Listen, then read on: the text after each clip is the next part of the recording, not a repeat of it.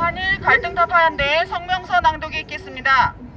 윤석열 정부는 반일 감정 세뇌 본부 정교조를 국가 간 상호 후회 교육으로 엄정 조치해야 한다. 윤석열 대통령은 워싱턴 포스트와 인터뷰에서 유럽은 지난 100년 동안 여러 차례 전쟁을 경험했고 그럼에도 전쟁 당사국들은 미래를 위해 협력할 방법을 찾았다며 나는 100년 전에 일어난 일 때문에 뭔가 절대 불가능하다거나 그들이 100년 전 역사 때문에 무릎을 꿇어야 한다는 생각을 받아들일 수 없다고 말했다. 이에 대해 대장동 사건 등 전대미문의 범죄 혐의자를 대표로 두고 있으면서 최근에는 돈봉투 의혹 사건으로 온갖 부정부패의 대명사가 된 더불어민주당이 즉각 시대착오적인 역사 공세에 나섰다. 더불어민주당 대변인은 윤 대통령의 일본 과거사에 대한 인식의 경악을 금할 수 없다. 대한민국의 주권과 국익을 지켜야 할 대통령의 입에서 나올 수 있는 말인지 충격이라고 비난했다.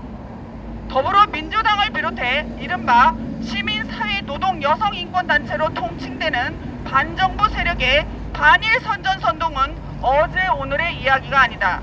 이들은 아시아 태평양 전쟁 시기에 국한했던 위안부와 징용 문제를 자신들의 정적을 제거하기 위한 수단으로 일제화 시기 전체를 끊임없이 소환한다.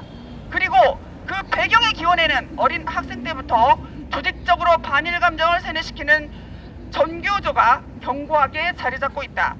정교조는 3월 16일 한일 정상회담 이후 논평에서 일본은 지구상에서 가장 도덕성이 결여된 집단이라 해도 과언이 아니다. 그들의 통치 방식은 변한 게 없다. 미국을 등에 업고 동아시아 패권을 갖기 위해 전방위적으로 노력하고 있다고 말했다. 그리고 현재 학교와 교사들은 여전히 친일 잔재를 벗어나지 못한 상태라며 정교조의 정치 사회적 개입을 천명했다. 반일 기조는 상급단체인 민노총을 통해 한미동맹 반대운동으로 연결된다. 반일 반미운동은 어려서부터 우리의 소원은 통일이라는 노래로 각인된 한국민들의 정서에 심각한 혼란을 이야기한다. 북한의 남침으로 6.25 전쟁에서 무려 100만 이상의 인명이 희생됐음에도 불구하고 한반도 통일은 여전히 지상 명제이며 따라서 어떤 경우에도 우리의 주적은 북한이 되어서는 안 된다는 당위론에 빠지는 것이다. 이러한 허구의 관념은 한미동맹이 전쟁을 부르고 일본의 자위대가 한반도에 침공할 거라는 정신분열적인 대국민 선동으로 일정 부분 효과를 발휘하게 된다. 정교조의 위험성은 이들이 채택한 PC주의에서 나타난다. 이들이 관철시킨 학생 인권주의에는 성별, 출신 민족, 인종, 성적 지향, 성별 정체성 등으로 차별받지 않을 권리를 보장하고 있다. 문제는 이들이 각 주제의 자연스러운 차이를 차별로 크게 왜곡함으로써 극단적인 페미니즘 등의 기승을 부린다는 점이다. 이는 PC주의로 심각한 진통을 겪고 있는 서구 사회에서 보듯 오히려 일반 여성과 성소수자를 포함해 사회 전체의 침묵을 강요하고 혐오만 가득한 아노미 상태로 나타낸다.